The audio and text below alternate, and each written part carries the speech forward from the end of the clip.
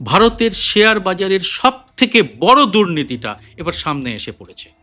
বলা হচ্ছে হর্ষদ মেহতার দুর্নীতির চেয়েও এটা 1000 গুণ বড়। আর এই সূত্রেই উঠে এসেছে আর এক গুজরাতি কারবারি রাজেশ মেহতার নাম। আর তার কাছে চোখ কান বুঝে এলআইসির মতো সংস্থা তুলে দিয়েছে সাধারণ মানুষের মেহনতের কোটি কোটি টাকা। আর তা করা হয়েছে একেবারে না জেনে নয়, তার সম্পর্কে অভিযোগ ওঠার পরেও। বুধবার ৩রা জুন ভারতের শেয়ার বাজার নিয়ন্ত্রণ সংস্থা সেবির নির্দেশের পর ডুবে গেছে সাধারণ মানুষের লক্ষ কোটি টাকা। Securities and exchange board of India বা সেবি রাজেশ এক্সপোর্ট এবং তার প্রতিষ্ঠাতা চেয়ারম্যান রাজেশ মেহতার বিরুদ্ধে ১০৯ পাতার একটি অন্তর্বর্তী নির্দেশ জারি করেছে। এতে বলা হয়েছে এই সংস্থাটি গত 5 বছরের মধ্যে ১৫ লক্ষ কোটি টাকার রাজস্ব জালিয়াতি করেছে। এটা তাদের মোট রিপোর্ট করা আন্তর্জাতিক রেভিনিউয়ের প্রায় পুরোটাই জল। এবং ১ কোটি, ১০ কোটি, ১০০ কোটি বা 1000 কোটি নয়, পুরো 15 লক্ষ কোটি টাকারও বেশি। কিন্তু এটা তো একটা শুধু কর্পোরেট জালিয়াতির গল্প নয়, এটা সাধারণ মানুষের বীমার টাকা, ব্যাংকের আমানত এবং রাজনৈতিক প্রভাবের মিলিত একটা মহা কেলেঙ্কারির গল্প।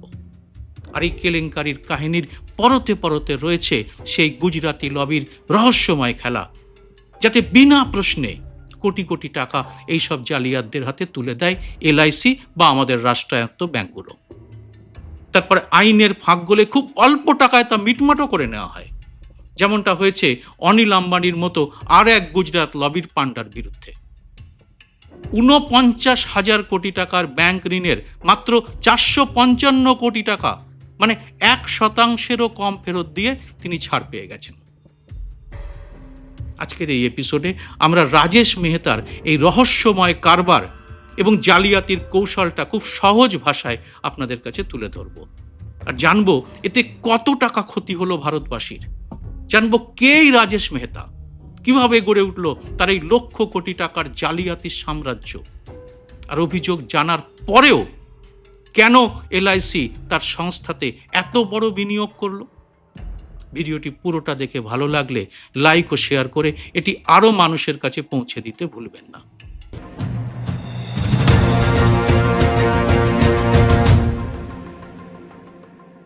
নমস্কার, সবাইকে স্বাগত।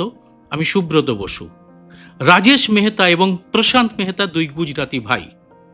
১৯৮৮ সালে তারা তাদের পারিবারিক ব্যবসায় যোগ দেন। তারা দাবি করেন ১৯৯০ সালে তারা ভারতে প্রথম সংগঠিত সোনার গয়না উৎপাদন কেন্দ্র স্থাপন করেছিলেন। ১৯৯৪ সালে তারা ভারতের সবচেয়ে বড় সোনা রপ্তানিকারী এবং পাইকারি বিক্রেতা হিসেবে নিজেদের প্রতিষ্ঠিত করেন। ১৯৯৫ সালে সংস্থাটি শেয়ার বাজারে তালিকাভুক্ত হয়। কিন্তু ২০১৫ সালে এই কাহিনীতে নয়া মোড় আসে। আর সেই মোড়ই রাজেশ এক্সপোর্টকে আন্তর্জাতিক মানচিত্রে তুলে নিয়ে যায়। ২০১৫ সালে রাজেশ সুইজারল্যান্ডের বিখ্যাত সোনা পরিশোধন সংস্থা ভ্যালকাম্বি এসে কিনে নেন প্রায় $৪০ কোটি। ভ্যালকাম্বি হচ্ছে পৃথিবীর অন্যতম বৃহৎ মূল্যবান ধাতু পরিশোধনকারী সংস্থা। এই সংস্থাটি সোনা, রূপো, প্ল্যাটিনাম এবং প্যালেডিয়াম পরিশোধন করে থাকে। এই অধিগ্রহণের পর রাজেশের সংস্থার কাগজ কলমের রাজস্ব লাফিয়ে লাফিয়ে বাড়তে থাকে। তিনি শেয়ার বাজারে হয়ে ওঠেন একেবারে সোনার ছেলে। কিন্তু এই সোনা খাঁটি সোনা ছিল না। কিভাবে ধরা পড়ল এই মহাপ্রতারণা, এবার আসবো সেই তথ্যে। এই তদন্ত প্রক্রিয়া শুরুটা হয়েছিল একজন সাধারণ শেয়ার হোল্ডারের অভিযোগ থেকে। ২০২৪ সালের ১১ মার্চ সেবির কাছে একটি ইমেল অভিযোগ আসে। অভিযোগকারী জানান রাজেশ এক্সপোর্টের হিসেবের খাতায় অস্বাভাবিক পরিমাণ ট্রেড রিসিভেবল রয়েছে, অর্থাৎ বিক্রির পরে বাকি পড়া টাকা ২ বছরেরও বেশি সময় ধরে আদায় হচ্ছে না। এই ধরনের দীর্ঘমেয়াদী বাকি পড়ে থাকা টাকা সাধারণত কাল্পনিক বিক্রি বা রেভিনিউ ফুলিয়ে দেখানোর কাজের ইঙ্গিত হতে পারে। আর এই ছোট্ট অভিযোগটি পরবর্তীকালে বিশাল এক তদন্তের দরজা খুলে দিল। 2024 সালের অক্টোবরে সেবি এই অভিযোগের তদন্ত শুরু করে। ফরেন্সিক অডিটর বিডিও ইন্ডিয়াকে এই সংস্থার আর্থিক তথ্য পরীক্ষার দায়িত্ব দেয় সেবি। আর এরপরেই বেরিয়ে এলো জালিয়াতির এক অদ্ভুত কৌশল, আর তার কেন্দ্রে রয়েছে সুইজারল্যান্ড। এবার আসবো সেই রোমাঞ্চকর তথ্যে। বিডিও ইন্ডিয়ার এই তদন্তের কেন্দ্রে ছিল একটি মৌলিক প্রশ্ন: রাজেশ এক্সপোর্টের রিপোর্ট করা আয়ের উৎস কি এবং তার সত্যতা কতটা। তদন্তে দেখা গেল 2021 থেকে 2025 অর্থবর্ষের মধ্যে সংস্থার 97 থেকে 99% আয় দেখানো হয়েছে বিদেশি সহযোগী সংস্থাগুলোর নামে।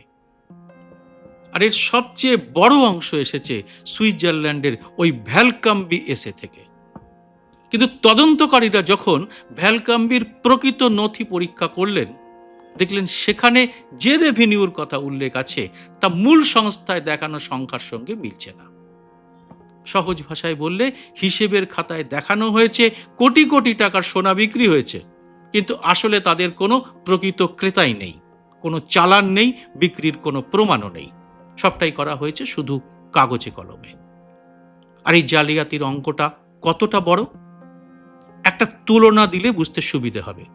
ভারতের বার্ষিক কেন্দ্রীয় বাজেটের পরিমাণ প্রায় 47 লক্ষ কোটি টাকা, আর রাজেশ এক্সপোর্টস মাত্র 5 বছরে 15 লক্ষ কোটি টাকার ভুয়ো রাজস্ব দেখিয়েছে, যা পুরো ভারতের 1 বছরের বাজেটের 1/3। তবে জালিয়াতি শুধু কাগজ কলমে সীমাবদ্ধ ছিল না, প্রকৃত টাকাও সরানো হয়েছে। কিভাবে? সেবির তদন্তে দেখা গেছে রাজেশ এক্সপোর্টস বোর্ড বা অডিট কমিটির অনুমতি ছাড়া, প্রয়োজনীয় তথ্য প্রকাশ না করেই সংস্থার তহবিল থেকে 339 কোটি টাকা রাজেশ মেহতার ব্যক্তিগত ব্যাংক অ্যাকাউন্টে পাঠিয়েছে। আর এই টাকা ডেরিভেটিভ ট্রেডিংয়ে ব্যবহার করা হয়েছে। মানে 926 কোটি টাকা কোনো অনুমতি বা স্বচ্ছতা ছাড়াই বিভিন্নভাবে সরিয়ে নেওয়া হয়েছে বা সাইফন করা হয়েছে। মানে নিজের পকেটে টাকা ঢুকিয়ে সেই টাকাকে সংস্থার ব্যবসায়িক লেনদেন বলে চালানো হয়েছে। এটা সরাসরি সংস্থার তহবিল থেকে ব্যক্তিগত সম্পদ তৈরির প্রতারণা। আর এতে কি ক্ষতি হয়েছে? এই মিথ্যা তথ্য পেশ এবং তহবিল সাইফনিং এর ফলে সংস্থার শেয়ার হোল্ডাররা, বিশেষত ছোট বিনিয়োগকারীরা 12,726 কোটি টাকা হারিয়েছেন। এ তো গেল প্রত্যক্ষ ক্ষতি। কিন্তু বিনিয়োগ না করেও গোটা ভারতের কোটি কোটি মানুষ, মানে আপনি আমি সবাই এই জালিয়াতিতে অপ্রত্যক্ষভাবে ক্ষতিগ্রস্ত হয়েছি। সেটা কি? এবার আসবো সেই তথ্যে। আর এটাই এই কেলেঙ্কারির সবচেয়ে বেদনাদায়ক দিক।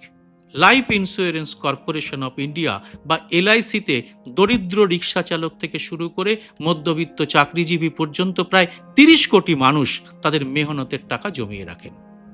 এই সংস্থার একটাই কাজ, মানুষের বীমার টাকা নিরাপদে বিনিয়োগ করা এবং ভবিষ্যতে এবং বিপদে তা ফেরত দেওয়া। এই এলআইসি রাজেশ এক্সপোর্টের মতো জালিয়াতির সংস্থার 10.8% শেয়ার কিনেছিল। কেন? তাদের তো এরকম সংস্থায় বিনিয়োগ করার কথা ছিল না। তাদের বিনিয়োগ করার কথা দেশের প্রতিষ্ঠিত এবং সেরা সংস্থায়। দুদিন আগে সেবির অন্তর্বর্তী নির্দেশের পর রাজেশ এক্সপোর্টের শেয়ার 5% পড়ে যায়। প্রতিটি শেয়ারের দাম 103 টাকা 92 পয়সায় নেমে আসে। আর এরপরে এলআইসির শেয়ারের দামও প্রায় 1% পড়ে যায়, কারণ এলআইসিতে বিনিয়োগকারীরাও ভয় পেয়ে যান। এখানে সবচেয়ে বড় প্রশ্নটা আসে, এলআইসি কি বিষয়টা জানতো না, নাকি জেনেও চুপ করেছিল? আর এখান থেকেই উঠে আসে একটা রাজনৈতিক প্রশ্ন। সেটা হলো, রুলিং ইকোসিস্টেমের নির্দেশেই কি চলেছে এলআইসি? কংগ্রেসের সাধারণ সম্পাদক জয়রাম রমেশ এই প্রশ্নটাই তুলেছেন সরাসরি। তিনি বলেছেন, এলআইসি কিভাবে এত বড় একটা জালিয়াতি ধরতে ব্যর্থ হলো? তার প্রশ্ন, এই বিনিয়োগের সিদ্ধান্ত কি ক্ষমতাসীন মহলের নির্দেশে হয়েছে? এই প্রশ্নের পেছনের যুক্তিগুলো কি? এবার আসছি সেই তথ্যে। খবরের কাগজে প্রকাশিত ছবিতে দেখা যাচ্ছে রাজেশ মেহতার সাথে শাসক দলের ঘনিষ্ঠ সম্পর্ক রয়েছে।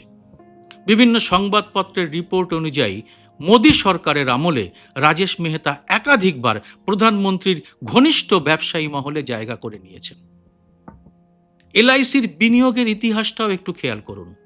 এলআইসি 2019 সালের অক্টোবর থেকে 2021 সালের মে মাসের মধ্যে এই সংস্থার 59.77 লক্ষ শেয়ার কিনেছে।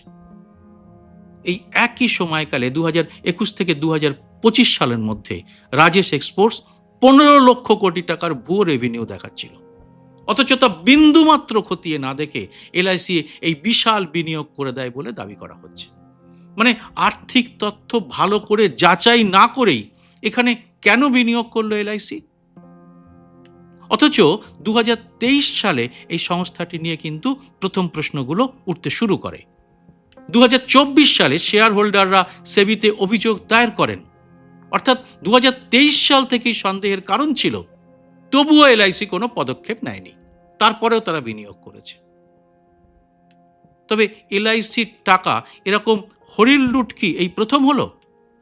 না, এলআইসির বিশাল তহবিলকে রাজনৈতিক উদ্দেশ্যে ব্যবহার করার অভিযোগ কিন্তু এর আগে উঠেছে।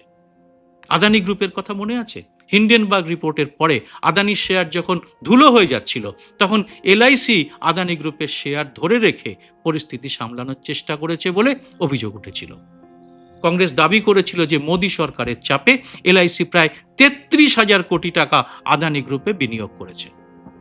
মল্লিকার্জুন খাড়গে তখন বলেছিলেন 30 কোটি এলআইসি পলিসি হোল্ডারের কষ্টার্জিত সঞ্চয় মোদির ঘনিষ্ঠ বন্ধুদের পকেটে ঢুকিয়ে দেওয়া হচ্ছে। এটা কি বিশ্বাসঘাতকতা নয়? এটা কি লুট নয়? এটা কংগ্রেস সভাপতির কথা। প্যাটার্নটা কি তাহলে স্পষ্ট হচ্ছে? কিছু কোম্পানিতে এলআইসির বিপুল বিনিয়োগ করা, তারপর সেই কোম্পানির কেলেঙ্কারি বেরিয়ে পড়া, আর শেষে ক্ষতির বোঝাটা সাধারণ পলিসি হোল্ডারদের ঘাড়ে চাপিয়ে দেওয়া। এবার আসবো সেবি রাজেশ মেহতার বিরুদ্ধে কি পদক্ষেপ নিল সেই তথ্যে। সেবি রাজেশ মেহতাকে শেয়ার বাজারে নিষিদ্ধ করেছে। মামলাটি আরও তদন্তের জন্য ন্যাশনাল ফাইন্যান্সিয়াল রিপোর্টিং অথরিটির কাছে পাঠিয়েছে, যাতে সংস্থার অডিটরদের ভূমিকাও খতিয়ে দেখা হয়। এছাড়া বিশেষজ্ঞরা আশা করছেন এই মামলাটি দ্রুত সিরিয়াস ফ্রড ইনভেস্টিগেশন অফিস বা এসএফআইওকে হস্তান্তরিত করা হবে, যাতে আন্তর্জাতিক শেল কোম্পানির মাধ্যমে তৈরি এই জটিল জালের রহস্য উদ্ঘাটন করা যায়। এবার আসবো আর একটা প্রশ্নে, সেটা হলো, এটা কি ভারতের ইতিহাসের সবচেয়ে বড় শেয়ার বাজার কেলেঙ্কারি? এই প্রশ্নটাই এখন বিশেষজ্ঞ মহলে আলোচিত হচ্ছে। শেয়ার বিশেষজ্ঞ সঞ্জয় ঝা লিখেছেন, হর্ষদ মেহতাকে ভুলে যান। রয়টার্সের তথ্য অনুযায়ী রাজেশ এক্সপোর্টস 158 বিলিয়ন ডলার মানে প্রায় 15.5 লক্ষ কোটি টাকার ভুয়ো রেভিনিউ দেখিয়েছে, যা আসলে ছিলই না। আর 5 বছর ধরে কেউ, এমনকি সেবিও তা জানত না। তুলনাটা খুবই গুরুত্বপূর্ণ। 90-এর দশকে হর্ষদ মেহতার শেয়ার বাজার কেলেঙ্কারি ছিল মাত্র কয়েক হাজার কোটি টাকার। রাজেশ এক্সপোর্টের কেলেঙ্কারির পরিমাণ তার থেকে 1000 গুণেরও বেশি, আর টানা 5 বছর ধরে চলেছে এই প্রতারণা। বিজয় মাল্য গেছেন, নীরব মোদি গেছেন, মেহুল চোকসি গেছেন, তাদের আর ফিরিয়ে আনা হয়নি। অনিল আম্বানির 49,000 কোটি টাকার ব্যাংক ঋণ মাত্র 455 কোটি টাকা মানে 1%-ও কমে সেটেল করা হয়েছে। আর এখন রাজেশ মেহতা। প্রশ্ন হচ্ছে, এরা কারা? কার প্রশ্রয়ে এরা দেশের মেহনতি মানুষের টাকা লুটছে? প্রশ্ন হলো, এই চক্র কি কখনো ভাঙবে, নাকি সাধারণ মানুষের পকেট খালি করার এই খেলা বারবার চলতেই থাকবে? এর জবাব দেবেন আপনারা কমেন্ট বক্সে। গদি মিডিয়ায় এইসব প্রশ্ন তোলা হবে না, আর আমাদের ক্ষমতাও খুব সীমিত, তাই আপনাদেরই দায়িত্ব এই প্রশ্নটিকে আরো বেশি করে ছড়িয়ে দেওয়া। জয় হিন্দ, সত্যমেব জয়তে।